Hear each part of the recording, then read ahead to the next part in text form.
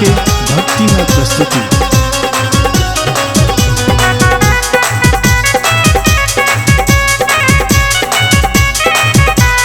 काली मैया के दरबार में कल जोड़ी भक्त अबै छठ। काली मैया के दरबार में कल जोड़ी भक्त अबै छठ।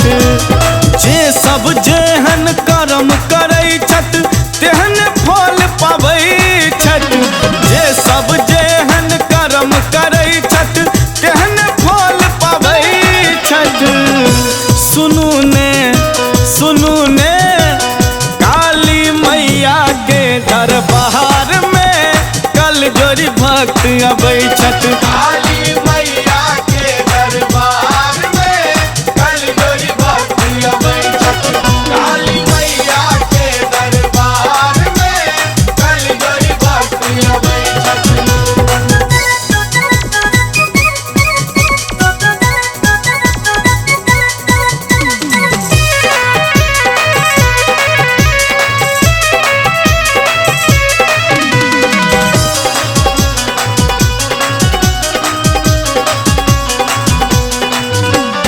कतो विराजत काली रूप में कतो छठ भद्रकाली। कतो विराजत कंकाली बन कतो श्यामा काली। कतो विराजत काली रूप में कतो छठ भद्रकाली। कतो विराजत कंकाली बन कतो श्यामा काली।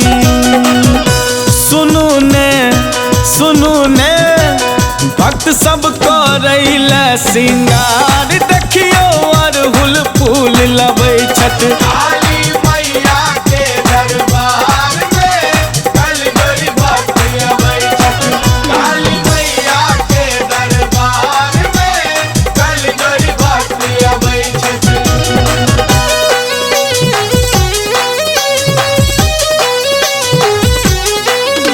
अपने सुन रहल छी गीत सागर के भक्तिमय प्रस्तुति।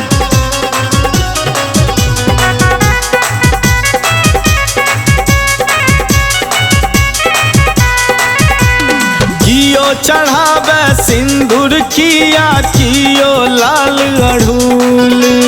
कियो चढ़ावे अचरी चुनरी कियो धूप गुगुल। कियो चढ़ावे सिंदूर किया कियो लाल अड़हुल। कियो चढ़ावे अचरी चुनरी कियो धूप गुगुल। सुनू ने सब करत जय जयकार देखियो मैया द्वार अबै छठ। काली मैया के दरबार में कल जोड़ी भक्त अबै छठ। काली मैया के दरबार में कल जोड़ी भक्त अबै छठ।